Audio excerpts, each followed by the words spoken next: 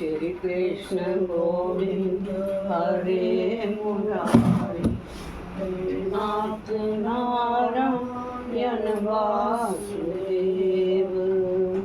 बलवान के बिहारी लाल की जय, जुगल जोड़ी सरकार की जय, राधा रानी की जय, लडुआ गोपाल की जय, श्रीमद् भागवत पुराण की जय। हरिओम।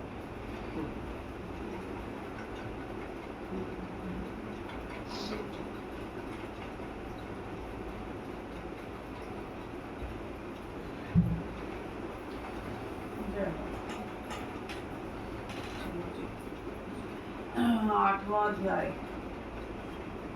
ध्रुव का वनगमन।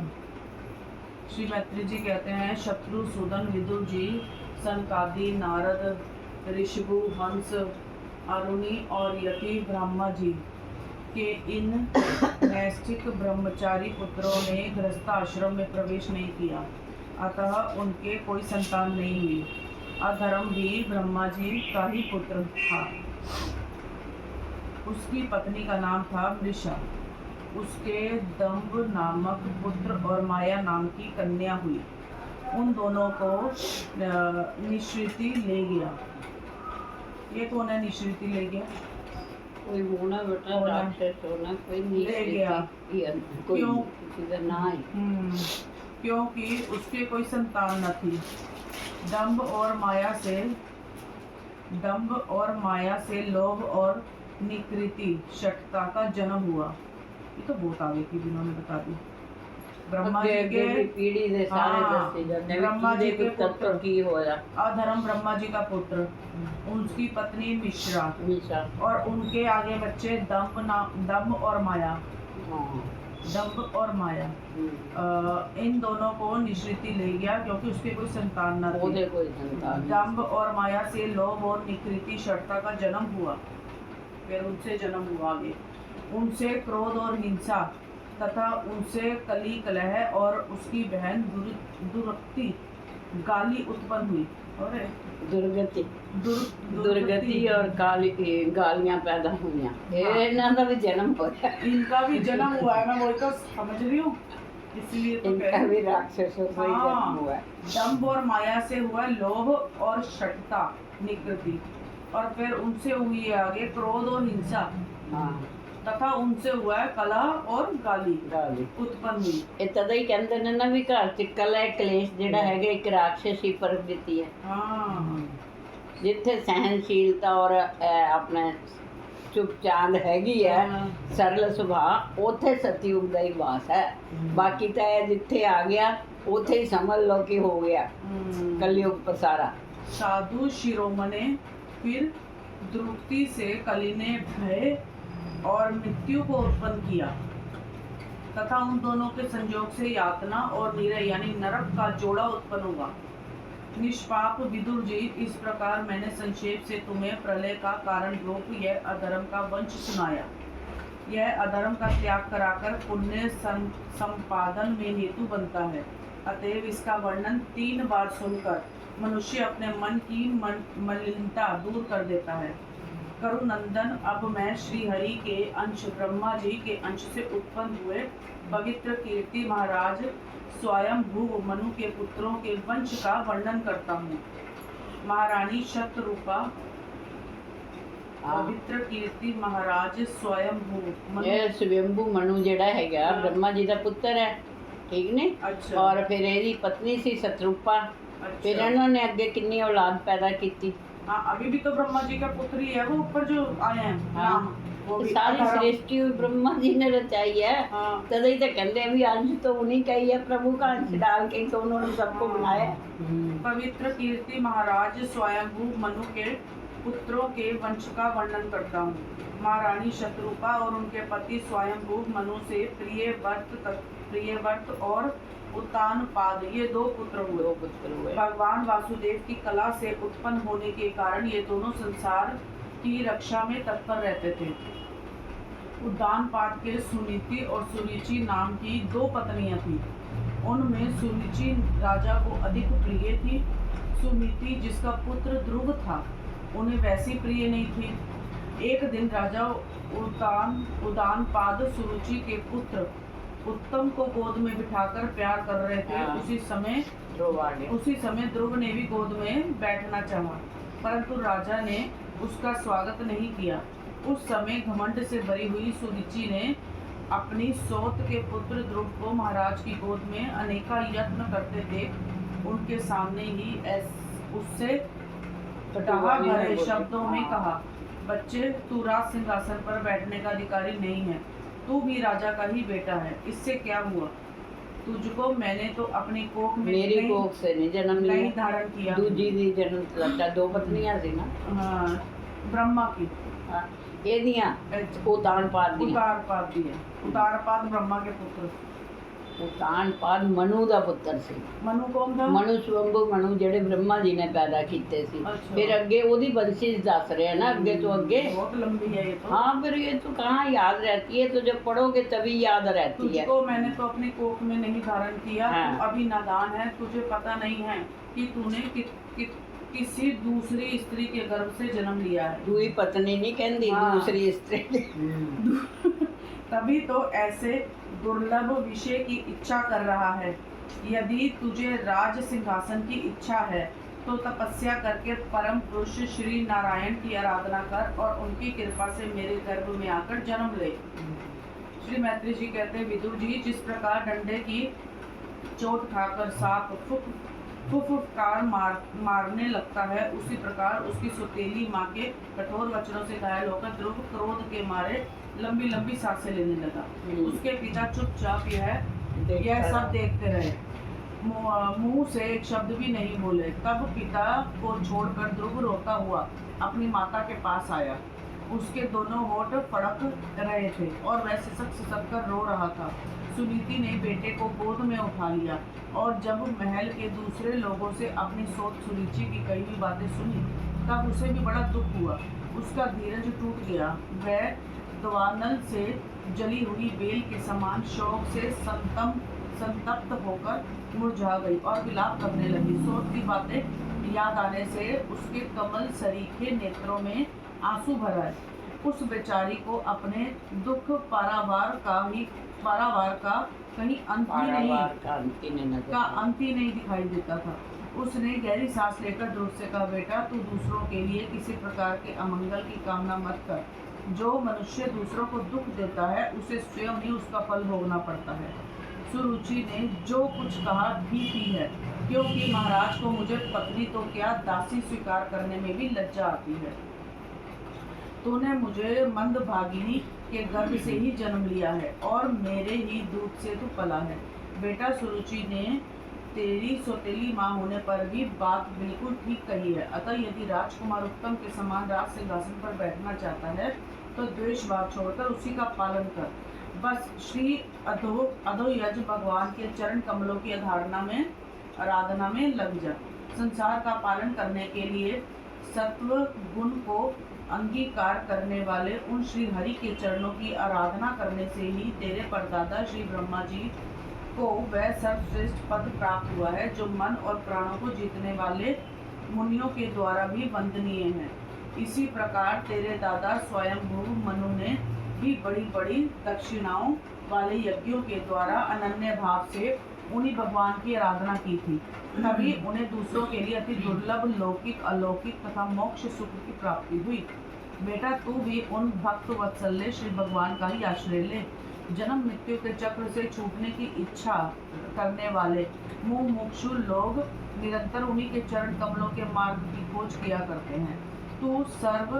तू स्वयं धर्म पालन से पवित्र हुए अपने चित्त में श्री पुरुषोत्तम भगवान को बैठा ले तथा अन्य सबका चिंतन छोड़कर केवल उन्हीं का भजन कर। बेटा, उन कमल दल लोचन श्री हरि को छोड़कर मुझे तो तेरे दुख को दूर करने वाला और कोई दिखाई नहीं देता।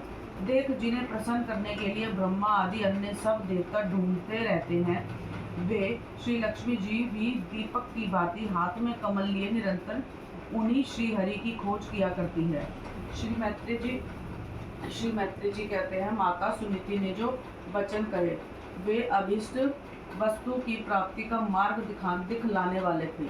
उन्हें सुनकर ध्रुव ने बुद्धि द्वारा अपने चित्त का समाधान किया।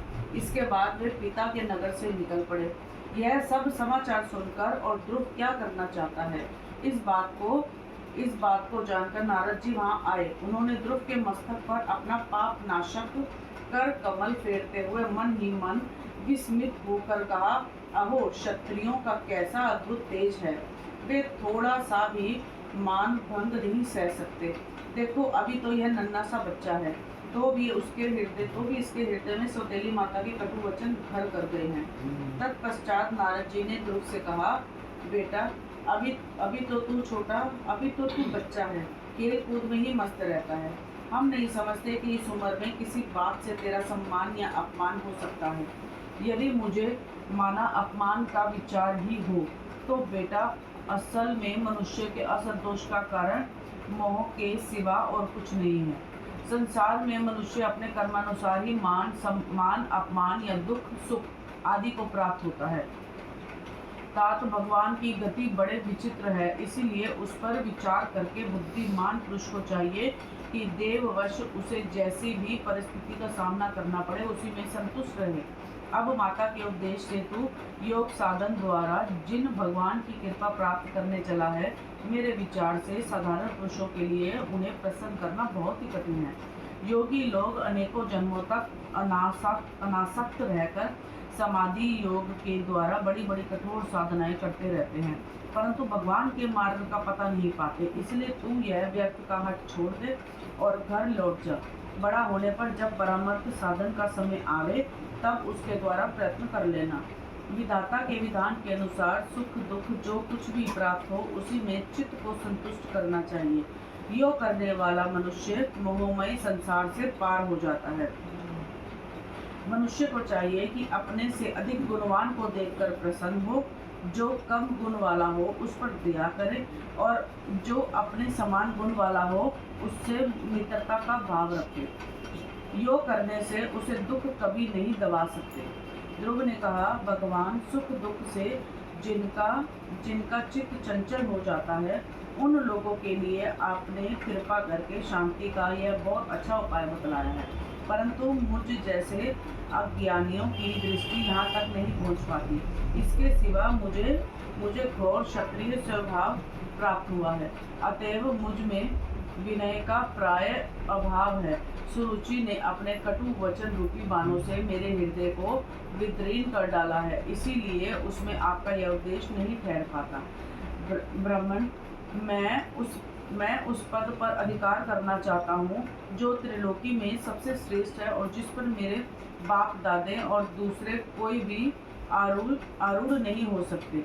आप मुझे उसी की प्राप्ति का कोई अच्छा सा मार्ग बताएं। आप भगवान ब्रह्मा जी के पुत्र और संसार के कल्याण के लिए ही बिना बजाते सूर्य की भांति त्रिलोकी में विचरा करते हैं। श्री मैत्री जी कहते हैं, ध्रुव जी की बात सुनकर भगवान नारद जी बड़े प्रसन्न हुए और उस पर कृपा करके इस प्रकार सुपदेश देने लगे। श्री नारद जी ने कहा, बेटा तो माता सुनीति के तुझे जो कुछ बताया है, तेरी माता सुनीति ने तुझे जो कुछ बताया है वही तेरे लिए परम कल्याण का मार्ग है। भगवान वासुदेव ही वह उपाय है, इसीलिए तू चित्त लगाकर उन्हीं का भजन कर। जिस पुरुष को अपने लिए धर्म अर्थ काम और मोक्ष रूप पुरुषार्थ की अभिलाषा हो उसके लिए उनकी प्राप्ति का उपाय एकमात्र श्री हरि के चरणों का सेवन ही है। बेटा तेरा कल्याण होगा। अब तू श्री यमुना जी के तटवर्ती परम पवित्र मधुवन को जा, वहाँ श्री हरि का नित्य निवास है। वहाँ श्री कालिंदी के निर्मल जल से तीनों समय स्नान करके नित्य कर्म से निवृत्त हो यथा विधि आसन बिछाकर स्थिर भाव से बैठना। फिर रेचक, पूरक और कुंभक 3 प्रकार के प्राणायाम से धीरे धीरे प्राण मन और इंद्रिय के दोषों को दूर धैर्य युक्त मन से परम गुण श्री भगवान का इस प्रकार ध्यान करना। भगवान के नेत्र और मुख निरंतर प्रसन्न रहते हैं। उन्हें देखने से ऐसा मालूम होता है कि वे प्रसन्नता पूर्वक भक्त को वर देने के लिए उद्यम हैं। उनकी नासिका, मुँह और कपोल बड़े ही सुहावने हैं। वे सभी देवताओं में परम सुंदर हैं। उनकी उनकी तरुण अवस्था है। सभी अंग बड़े सुडौल हैं, लाल लाल होठ और रत्नारे नेत्र हैं। वे प्रणत जनों को आश्रय देने वाले अपार सुखदायक शरणागत वत्सल्य और दया के समुद्र हैं। उनके वृक्ष स्थल में श्री वत्स का चिन्ह है। उनका शरीर सजल जलधर के समान श्याम वर्ण है। वे परम पुरुष श्याम सुंदर, गले में वनमाला धारण किए हुए हैं और उनकी 4 भुजाओं में शंख, चक्र, गदा एवं पद सुशोभित है। उनके अंग प्रत्यंग किरीट, कुंडल, केयूर और कंकनादि आभूषणों से विभूषित है। गला कस्तूर मणि की भी शोभा बढ़ा रहा है तथा शरीर में रेशमी पीताम्बर है। उनके कटी प्रदेश में कांचन की करधनी और चरणों में स्वर्णमय नूपुर पैजनी सुशोभित है। भगवान का स्वरूप बड़ा ही दर्शनीय, शांत और मन तथा नयनों को आनंदित करने वाला है। जो लोग प्रभु का मानस पूजन करते हैं उनके अतः कारण में वे हृदय कमल की कर्णिका पर अपने नख मणिमंडित मनोहर पादार बिंदों को स्थापित करके विराजते हैं। इस प्रकार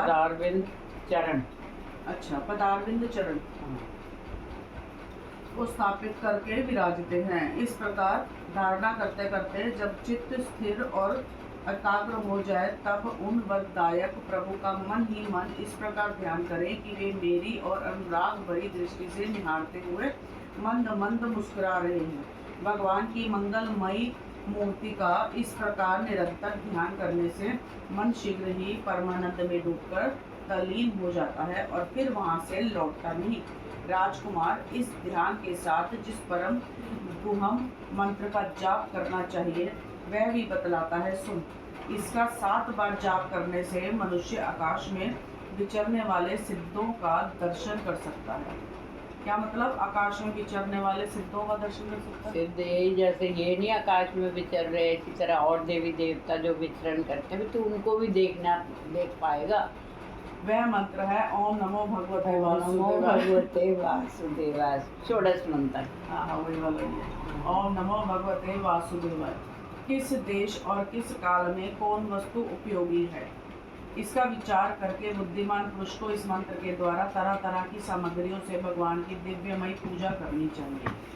प्रभु का पूजन विशुद्ध जल, पुष्पमाला, जंगली मूल और फलादि पूजा में विहित पूर्वादि अंकुर वन में ही प्राप्त होने वाले बलकल वस्त्र और उनकी प्रेयसी तुलसी से करना चाहिए। यदि शिला आदि की मूर्ति मिल सके तो उसमें, नहीं तो पृथ्वी या जल आदि में ही भगवान की पूजा करें। सर्वदा संयत चित्त, मननशील, शांत और मौन रहे तथा जंगली फल मूलादि का परिमित आहार करें। इसके सिवा पुण्य कीर्ति श्री हरि अपनी अनिर्वचनीय माया के द्वारा अपनी ही इच्छा के अवतार लेकर जो जो मनोहर चरित्र करने वाले हैं उनका मन ही मन चिंतन करता रहे। प्रभु की पूजा के लिए जिन जिन उपचारों का विधान किया गया है उन्हें मंत्र मूर्ति श्री हरि को द्वादशाक्षर मंत्र के द्वारा ही अर्पण करें। इस प्रकार जब हृदय स्थित हरि का मन, वाणी और शरीर से भक्ति पूर्वक पूजन किया जाता है तब वे निश्चल भाव से भली भांति भजन करने वाले अपने भक्तों के भाव को बढ़ा देते हैं और उन्हें उनकी इच्छा के अनुसार धर्म, अर्थ, काम और मोक्ष रूप कल्याण प्रदान करते हैं। यदि उपासक को इंद्रिय संबंधी भोगों से वैराग्य हो गया हो तो वह मोक्ष प्राप्ति के लिए अत्यंत भक्ति पूर्वक अविच्छिन्न भाव से भगवान का भजन करे। श्री नारद जी से इस प्रकार उपदेश पाकर राजकुमार ध्रुव ने परिक्रमा करके उन्हें प्रणाम किया। तदंतर उन्होंने भगवान के चरण चिन्हों से अंकित परम पवित्र मधुवन की यात्रा की। ध्रुव के तपोवन की ओर चले जाने पर नारद जी महाराज उत्तानपाद के महल में पहुंचे। राजा ने उनकी यथा योग्य उपचारों से पूजा की। तब उन्होंने आराम से आसन पर बैठकर राजा से पूछा। श्री नारद जी ने कहा, राजन, तुम्हारा मुख सूखा हुआ है। तुम बड़ी देर से किस सोच विचार में पड़े हो? तुम्हारे धर्म, अर्थ और काम में से किसी में कोई कमी तो नहीं आ गई? राजा ने कहा, ब्राह्मण, मैं बड़ा ही स्त्रीण और निर्दयी हूँ। हाय, मैंने अपने 5 साल के नन्हे से बच्चे को उसकी माता के साथ घर से निकाल दिया। मुनिवर, वह बड़ा ही बुद्धिमान था। उसका कमल सा मुख भूख से कुम्हला गया होगा। वह थक कर कहीं रास्ते में पड़ गया होगा। ब्राह्मण, इस असहाय बच्चे को वन में कहीं भेड़िए न खा जाएं। अहो, मैं कैसा स्त्री का गुलाम हूँ। मेरी कुटिलता तो देखिए। वह बालक प्रेमवश मेरी गोद में चढ़ना चाहता था, किंतु मुझ दुष्ट ने उसका तनिक भी आदर नहीं किया। श्री नारद जी ने कहा, राजन, तुम अपने बालक की चिंता मत करो। उसके रक्षक भगवान हैं। तुम्हें उसके प्रभाव का पता नहीं है।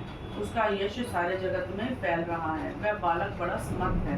जिस काम को बड़े बड़े लोकपाल नहीं कर सके, उसे पूरा करके वह शीघ्र ही तुम्हारे पास लौट आएगा। उसके कारण तुम्हारा यश भी बहुत बढ़ेगा। श्री मैत्री जी कहते हैं, देवर्षि नारद जी की बात सुनकर महाराज उत्तानपाद राजपाट की ओर से उदासीन होकर निरंतर पुत्र की ही चिंता में रहने लगे। इधर ध्रुव जी ने मधुवन में पहुंचकर यमुना जी में स्नान किया और उस रात पवित्रता पूर्वक उपवास करके श्री नारद जी के उद्देशानुसार एकाग्रचित से परम पुरुष श्री नारायण की उपासना आरंभ कर दी। उन्होंने 3 रात्रि के अंतर से शरीर निर्वाह के लिए केवल कैत और बैर के फल खाकर श्री हरि की उपासना करते हुए 1 मास व्यतीत किया। दूसरे महीने में उन्होंने 6 दिन के पीछे सूखे घास और पत्ते खाकर भगवान का भजन किया। तीसरे महीने 9 दिन पर केवल जल पीकर समाधि योग के द्वारा श्री हरि की आराधना करते हुए बिताया। चौथे महीने में उन्होंने श्वास को जीतकर 12 दिन के बाद केवल वायु पीकर ध्यान योग के द्वारा भगवान की आराधना की। 5वें महीने लगने पर राजकुमार ध्रुव श्वास को जीतकर परम ब्रह्म का चिंतन करते हुए एक पैर से खंभे के समान निश्चल भाव से खड़े हो गए। उस दिन उन्होंने शब्द आदि विषय और इंद्रियों के नियामक अपने मन को सब ओर से खींच लिया तथा हृदय स्थित हरि के स्वरूप का चिंतन करते हुए चित्त को किसी दूसरी ओर न जाने दिया। जिस प्रकार उन्होंने महद आदि संपूर्ण तत्वों के आधार तथा प्रकृति और पुरुष के भी अधीश्वर परम ब्रह्म की धारणा की, उस समय उनके तेज को न सह सकने के कारण तीनों लोग कांप उठे। जब राजकुमार ध्रुव एक पैर से खड़े हुए, तब उनके अंगूठे से दबकर आदि पृथ्वी इस प्रकार झुक गई जैसे किसी गजराज के चढ़ जाने पर नाव पद पर दाईं बाईं और डगमगाने लगती है। ध्रुव जी अपने इंद्रिय द्वार तथा प्राणों को रोककर अनन्य बुद्धि से विश्वात्मा श्री हरि का ध्यान करने लगे। इस प्रकार उनकी समष्टि लिखा है। समष्टि प्राण से अभिन्नता हो जाने के कारण सभी जीवों का श्वास प्रश्वास रुक गया। इससे समस्त लोक और लोकपालों को बड़ी पीड़ा हुई और वे सब घबराकर श्रीहरि की शरण में गए। देवताओं ने कहा, भगवान, समस्त स्थावर जंगम जीवों के शरीरों का प्राण एक साथ ही रुक गया। ऐसा तो हमने पहले कभी अनुभव नहीं किया। आप शरणागतों की रक्षा करने वाले हैं। अपनी शरण में आए हुए हम लोगों को इस दुख से छुड़ाइए। श्री भगवान ने कहा, देवताओं, तुम डरो मत। उदानपाद के पुत्र ध्रुव ने अपने चित्त को मुझ विश्वात्मा में लीन कर दिया है। इस समय मेरे साथ उसकी अभेद धारणा सिद्ध हो गई है। इसी से उसके प्राण निरोध से तो सबका प्राण भी रुक गया है। अब तुम अपने अपने लोगों को जाओ। मैं उस बालक को इस दुष्कर तप से निवृत्त कर दूंगा। 9वां अध्याय, ध्रुव का वर पाकर घर लौटना। श्री मैत्री जी कहते हैं, विदुर जी, भगवान के इस प्रकार आश्वासन देने से देवताओं का भय जाता रहा और वे उन्हें प्रणाम करके स्वर्गलोक को चले गए। तदंतर विराट स्वरूप भगवान गरुड़ पर चढ़कर अपने भक्त को देखने के लिए मधुवन में आए। उस समय ध्रुव जी तीव्र योगाभ्यास से एकाग्र हुई बुद्धि के द्वारा भगवान की बिजली के समान देदीप्यमान जिस मूर्ति का अपने हृदय कमल में ध्यान कर रहे थे वह सहसा विलीन हो गई। इससे घबराकर उन्होंने ज्यों ही नेत्र खोले कि भगवान के उसी रूप को बाहर सामने खड़ा देखा। प्रभु का दर्शन पाकर बालक ध्रुव का बड़ा कौतूहल हुआ। वे प्रेम में अधीर हो गए। उन्होंने पृथ्वी पर दंड के समान लौटकर उन्हें प्रणाम किया। फिर वे इस प्रकार प्रेम भरी दृष्टि से उन्हीं की ओर देखने लगे मानो नेत्रों से उन्हें पी जाएंगे, मुख से चूम लेंगे और भुजाओं में कस लेंगे। वे हाथ जोड़े प्रभु के सामने खड़े थे और उनकी सृष्टि करना चाहते थे, परंतु किस प्रकार करें यह नहीं जानते थे। सर्वांतर्यामी हरि उनके मन की बात जान गए। उन्होंने कृपा पूर्वक अपने वेदमयी शंख को उनके गाल से छुआ दिया। ध्रुव जी भविष्य में अविचल पद प्राप्त करने वाले थे। इस प्रकार शंख का स्पर्श करते ही उन्हें वेदमयी दिव्य वाणी प्राप्त हो गई और जीव तथा ब्रह्म के स्वरूप का निश्चय हो गया। वे अत्यंत भक्ति भाव से धैर्य पूर्वक विश्वविख्यात कीर्तिमान श्रीहरि की स्तुति करने लगे। ध्रुव जी ने कहा, प्रभु आप सर्वशक्ति संपन्न हैं। आप ही मेरे अंतःकरण में प्रवेश कर अपने तेज से मेरी सोई हुई वाणी को सजीव करते हैं तथा पैर, कान, हाथ और त्वचा आदि अन्य इंद्रियों एवं प्राणों को भी चेतनता देते हैं। मैं आप अंतर्यामी भगवान को प्रणाम करता हूँ। भगवान आप एक ही है, परंतु अपनी अनंत गुणमयी माया शक्ति से इस महदादी संपूर्ण प्रपंच को रचकर अंतर्यामी रूप से उसमें प्रवेश कर जाते हैं और फिर इसके इंद्रियादि असक्त गुणों में उनके अधिष्ठात्र देवताओं के रूप में स्थित होकर अनेक रूप भासते हैं। ठीक वैसे ही जैसे तरह तरह की लकड़ियों में प्रकट हुई आग अपनी उपाधियों के अनुसार भिन्न भिन्न रूपों में भासती है। नाथ, सृष्टि के आरंभ में ब्रह्मा जी ने भी अपनी शरण लेकर आपके दिए हुए ज्ञान के प्रभाव से ही इस जगत को सोकर उठे हुए पुरुष के समान देखा था। दीन बंदो, उन्हीं आपके चरण तल का मुक्त पुरुष भी आश्रय लेते हैं। कोई भी कृतज्ञ पुरुष उन्हें कैसे भूल सकता है। प्रभु, इन शव तुल्य शरीरों के द्वारा भोगा जाने वाला इंद्रिय और विषयों के संसर्ग से उत्पन्न सुख तो मनुष्यों को नरक में भी मिल सकता है। जो लोग इस विशेष सुख के लिए लालयित रहते हैं, जो जन्म मरण के बंधन से जुड़ा देने वाले कल्पतरु स्वरूप आपकी उपासना भगवत प्राप्ति के सिवा किसी अन्य उद्देश्य से करते हैं, उनकी बुद्धि अवश्य ही आपकी माया के द्वारा ठगी गई है। नाथ, आपके चरण कमलों का ध्यान करने से और आपके भक्तों के पवित्र चरित्र सुनने से प्राणियों को जो आनंद प्राप्त होता है वह निजानंद स्वरूप ब्रह्म में भी नहीं मिल सकता। फिर जिन्हें काल की तलवार काटे डालती है, उन स्वर्गीय विमानों में गिरने वाले पुरुषों को तो वह सुख मिल ही कैसे सकता है। अनंत परमात्मा, मुझे तो आप उन विशुद्ध हृदय महात्मा भक्तों का संग दीजिए जिनका आप में अविच्छिन्न भक्ति भाव है। उनके संगम में मैं आपके गुणों और लीलाओं तथा सुधा को पी कर उन्मत्त हो जाऊंगा और सहज ही इस अनेक प्रकार के दुखों से पूर्ण भयंकर संसार सागर के उस पार पहुंच जाऊंगा। कमलनाथ प्रभु, जिनका चित्त आपके चरण कमल की सुगंध में लुभाया हुआ है, उन महानुभावों का जो लोग संग करते हैं वे अपने इस अत्यंत प्रिय शरीर और इससे संबंधित पुत्र, मित्र, ग्रह और स्त्री आदि की सुधि भी नहीं करते।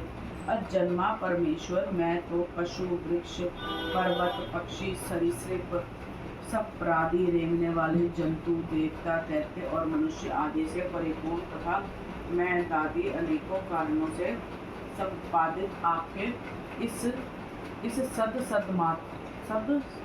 सदात्मक स्थूल विश्व रूप को ही जानता हूँ। इससे परे जो आपका परम स्वरूप है, जिसमें वाणी की गति नहीं है, उसका मुझे पता नहीं है। भगवान, कल्प का अंत होने पर योग निद्रा में स्थित जो परम पुरुष इस संपूर्ण विश्व को अपने उदर में लीन करके शेष जी के साथ उन्हीं की गोद में शयन करते हैं तथा जिनके नाभि समुद्र से प्रकट हुए सर्वलोकमय सुवर्ण वर्ण कमल से परम तेजोमय ब्रह्मा जी उत्पन्न हुए, वे भगवान आप ही हैं। मैं आपको प्रणाम करता हूँ। प्रभु, आप अपनी अखंड चिन्मयी दृष्टि से बुद्धि की सभी अवस्थाओं के साक्षी हैं तथा नित्य मुक्त शुद्ध सत्वमय सर्वज्ञ परमात्म स्वरूप निर्विकार आदि पुरुष षठेश ऐश्वर्य संपन्न एवं तीनों गुणों के अधीश्वर है। आप जीव से सर्वदा भिन्न हैं तथा संसार की स्थिति के लिए यज्ञाधिष्ठाता विष्णु रूप से विराजमान है। आपसे ही विद्या अविद्या आदि विरुद्ध गति वाली अनेकों शक्तियाँ धारावाहिक रूप से निरंतर प्रकट होती रहती हैं। आप जगत के कारण अखंड आदि अनादि अनंत आनंदमय निर्विकार ब्रह्म स्वरूप है। मैं आपकी शरण हूँ। भगवान, आप परमात्मा नंद मूर्ति हैं। जो लोग ऐसा समझकर निष्काम भाव से आपका निरंतर भजन करते हैं, उनके लिए राज्य आदि भोगों की अपेक्षा आपके चरण कमलों की प्राप्ति ही भजन का सच्चा फल है। स्वामी, यद्यपि बात ऐसी ही है तो भी वो जैसे अपने तुरंत के जन्मे हुए बछड़े को दूध पिलाती और ब्याह दादी से बचाती रहती है, उसी प्रकार आप भी भक्तों पर कृपा करने के लिए निरंतर विकल रहने के कारण हम जैसे सकाम की कामना पूर्ण करके उनकी संसार भय से रक्षा करते रहते हैं। श्री गायत्री जी कहते हैं, विदुर जी, जब शुभ संकल्प वाले मतिमान ध्रुव जी ने इस प्रकार स्तुति की तब भक्त वत्सल्य भगवान उनकी प्रशंसा करते हुए कहने लगे। श्री भगवान ने कहा, उत्तम व्रत का पालन करने वाले राजकुमार, मैं तेरे हृदय का संकल्प जानता हूँ। यद्यपि उस पद का प्राप्त होना बहुत कठिन है, तो भी मैं तुझे वह देता हूँ, तेरा कल्याण।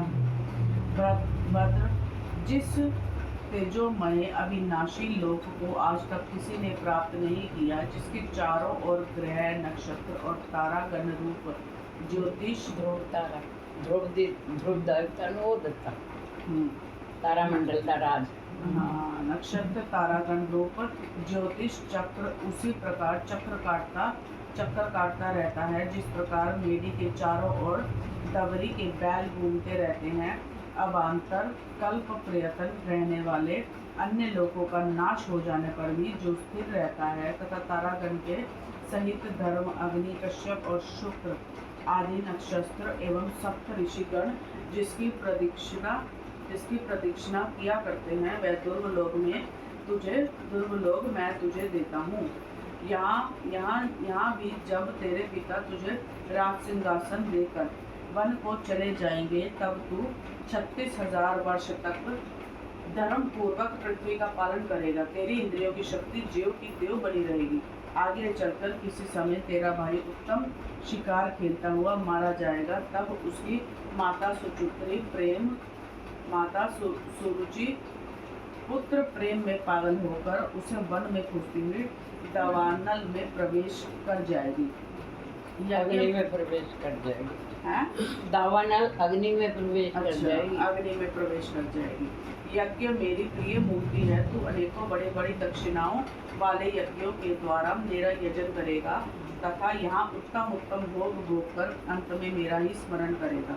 इससे तू अंत में संपूर्ण लोकों के वंदनीय और सप्त ऋषियों से भी ऊपर मेरे निज धाम को जाएगा, जहाँ पहुँच जाने पर फिर संसार में लौटकर नहीं आना होता है। श्री मैत्री जी कहते हैं, बालक ध्रुव से इस प्रकार पूजित हो और उसे अपना पद प्रदान कर भगवान श्री गरुड़ ध्वज उसके देखते देखते अपने लोक को चले गए।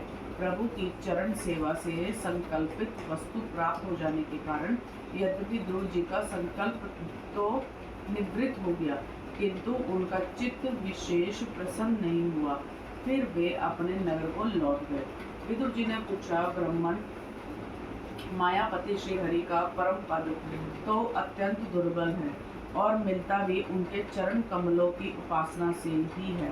ध्रुव जी भी सारा संसार का पूर्ण विवेक रखते थे, फिर एक ही जन्म में उस परम पद को पा लेने पर भी उन्होंने अपने को अकृतार्थ क्यों समझा।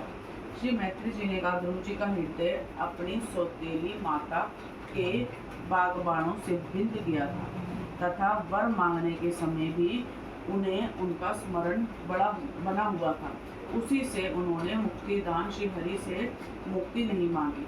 अब जब भगवद दर्शन से वह मनोमालिन्य दूर हो गया तो उन्हें अपनी इस भूल के लिए पश्चाताप हुआ। ध्रुव जी मन ही मन कहने लगे, अहो सनकादि उद्रव रेता नैष्ठिक ब्रह्मचारी सिद्ध भी जिन्हें समाधि द्वारा अनेकों जन्मों में प्राप्त कर पाते हैं, उन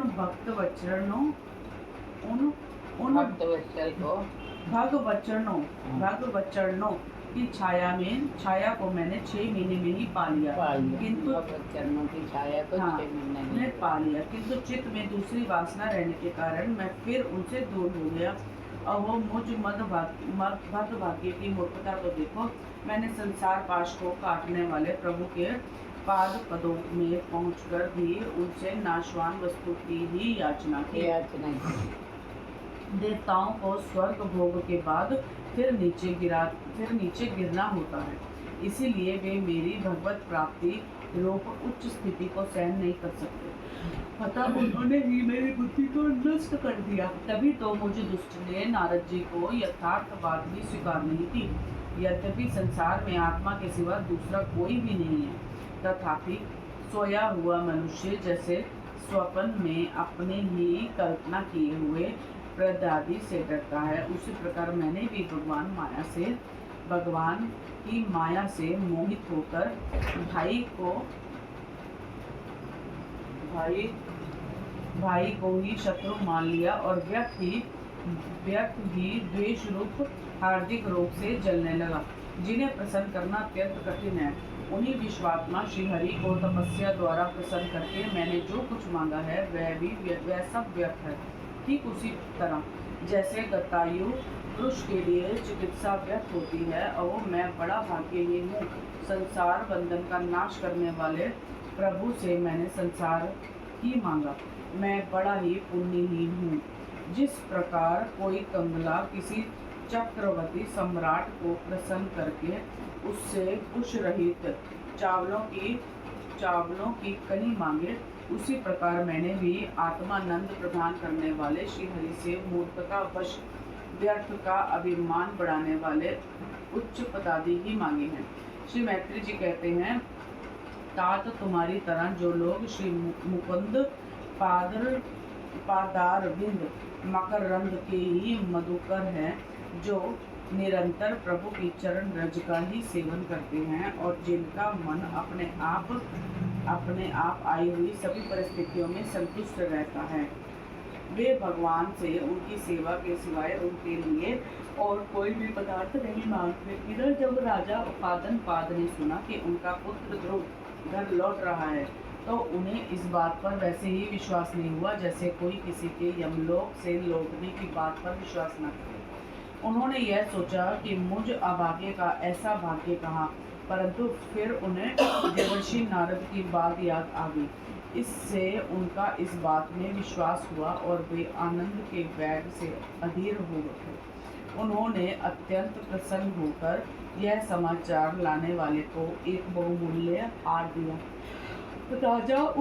राजा उत्तानपाद ने पुत्र का मुख देखने के लिए उत्सुक होकर बहुत से ब्राह्मण, कुल के बड़े बड़े मंत्री और बंधुजनों को साथ लिया और एक बढ़िया घोड़ों वाले सुवर्ण जटित रथ पर सवार होकर वे झटपट नगर के बाहर आए। उनके आगे आगे वेद ध्वनि होती जाती थी तथा शंख, दुदुभी एवं वंशी आदि अनेकों मांगलिक बाजे बजाते जाते थे। उनकी दोनों रानियां सुनीति और सुरुचि भी सुवर्णमय आभूषणों से विभूषित हो राजकुमार उत्तम के साथ पालकियों पर चढ़कर चल रही थी। ध्रुव जी उपवन के पास आ पहुंचे। उन्हें देखते ही महाराज उत्तानपाद तुरंत रथ से उतर पड़े। पुत्र को देखने के लिए वे बहुत दिनों से उत्कंठित हो रहे थे। उन्होंने झटपट आगे बढ़कर प्रेमातुर हो लंबी लंबी सांस लेते हुए ध्रुव की भुजाओं में भर लिया। अब ये पहले के ध्रुव नहीं थे। प्रभु के परम पुनीत पाद पदों का स्पर्श होने से उनके समस्त पाप बंधन कट गए थे। राजा उत्तानपाद की एक बहुत बड़ी कामना पूर्ण हो गई। उन्होंने बार बार पुत्र का सिर सूंघा और आनंद तथा प्रेम के कारण निकलने वाले ठंडे ठंडे आंसुओं से उन्हें नहला दिया। तदंतर सज्जनों में अग्रगण्य ध्रुव जी ने पिता के चरणों में प्रणाम किया और उनसे आशीर्वाद पाकर कुशल प्रश्न आदि से सम्मानित हो दोनों माताओं को प्रणाम किया। छोटी माता सुरुचि ने अपने चरणों पर झुके हुए बालक ध्रुव को उठाकर हृदय से लगा लिया और अश्रु गद वाणी से चिरंजीवी रहो ऐसा आशीर्वाद दिया। जिस प्रकार जल स्वयं ही नीचे की ओर बहने लगता है, उसी प्रकार मैत्री आदि गुणों के कारण जिस पर श्री भगवान प्रसन्न हो जाते हैं, उसके आगे सभी जीव झुक जाते हैं। इधर उत्तम और ध्रुव दोनों ही प्रेम से मिला होकर मिले। एक दूसरे के अंगों का स्पर्श पाकर उन दोनों के शरीर में रोमांच हो आया और नेत्रों से बार बार आंसुओं की धारा बहने लगी। ध्रुव की माता सुनीति अपने प्राणों से भी प्यारे पुत्र को गले लगाकर सारा संताप भूल गई। उसके सुकुमार अंगों के स्पर्श से उसे बड़ा ही आनंद प्राप्त हुआ। वीर विदुर जी वीर माता सुनीति के स्तन अपने नेत्रों से झरते हुए मंगलमय आनंदाश्रुओं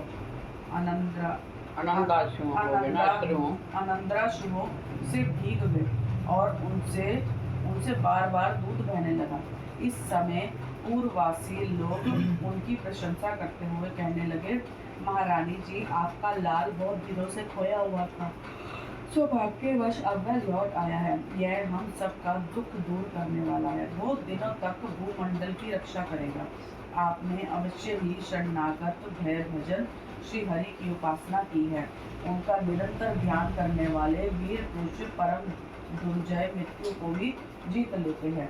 विदुर जी, इस प्रकार जब सभी लोग ध्रुव के प्रति अपना लाड़ प्यार प्रकट कर रहे थे, उसी समय मेरे भाई उत्तम के सहित हथिनी पर चढ़ाकर महाराज उत्तानपाद ने बड़े हर्ष के साथ राजधानी में प्रवेश किया। उस समय सभी लोग उनके भाग्य की बड़ाई कर रहे थे। नगर में जहाँ तहाँ मगर के आकार के सुंदर दरवाजे बनाए हुए थे तथा फल फूलों के गुच्छों के सहित केले के खंभे और सुपारी के पौधे सजाए गए थे। द्वार द्वार पर दीपक के सहित जल के कलश रखे हुए थे, जो आम के पत्तों, वस्त्रों, पुष्पमालाओं तथा मोती की लकड़ियों से सुसज्जित थे। जिन अनेकों पर कोटों, फाटकों और महलों से नगरी सुशोभित थी। उन सबको स्वर्ण की सामग्रियों से सजाया गया था और उनके कंगूरे विमानों के शिखरों के समान चमक रहे थे। नगर के चौक गलियों, अटारियों और सड़क को झाड़ बुहार कर उन पर चंदन का छिड़काव किया गया था और जहाँ तहाँ खीर, चावल, पुष्प, फल, जौ एवं अन्य मांगलिक उपहार सामग्रियां सजी रखी थी। ध्रुव जी राजमार्ग से जा रहे थे। उस समय जहाँ तहाँ नगर की शीलवती सुंदरियां उन्हें देखने को एकत्र हो रही थी। उन्होंने वात्सल्य भाव से अनेकों शुभाशी वार देते हुए उन पर सफेद सरसों, अक्षत, दही, जल, दुर्वा, मनुष्य और सुनते हुए ध्रुवों ने अपने पिता के महल में प्रवेश किया। वह श्रेष्ठ भवन महामूल्य मणियों की लड़ियों से सुसज्जित था। उसमें अपने पिताजी के लाड प्यार का सुख भोगते हुए वे उसी प्रकार आनंद पूर्वक रहने लगे जैसे स्वर्ग में देवता लोग रहते हैं। वह दूध के फैन के समान सफेद और कोमल शियाएं, हाथी दांत के पल्लंग, सुनहरी कामदार पर्दे थे, बहुमूल्य आसन और बहुत सा सोने का सामान था। उसकी स्फटिक और महामरकंत मणि कन्ने की दीवारों में रत्नों की बनी हुई स्त्री मूर्तियों पर रखे हुए मणिमय दीपक जगमगा रहे थे। उस महल के चारों ओर उसके जाति के दिव्य वृक्षों से सुशोभित उद्यान थे, जिनमें नर और मादा पक्षियों का कलरव और मतवाले घोड़ों का गुलजार होता रहता था।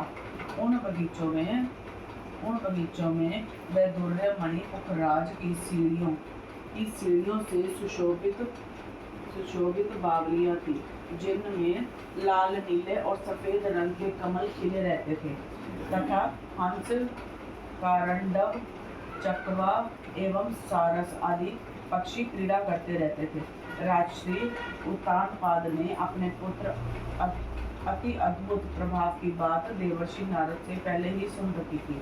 अब उसे प्रत्यक्ष वैसा ही देखकर उन्हें बड़ा आश्चर्य हुआ। फिर यह देखकर कि अब तरुण अवस्था को प्राप्त हो गए हैं, अब मातृ वर्ग उन्हें आदर की दृष्टि से देखते हैं तथा प्रजा का भी उन पर अनुराग है। उन्होंने उन्हें निखिल भूमंडल के राज्य पर अभिषिक्त कर दिया और आप वृद्धावस्था आई जानकर आत्मा स्वरूप का चिंतन करते हुए संसार से विरक्त होकर वन को चल दिए। 10वां अध्याय उत्तम का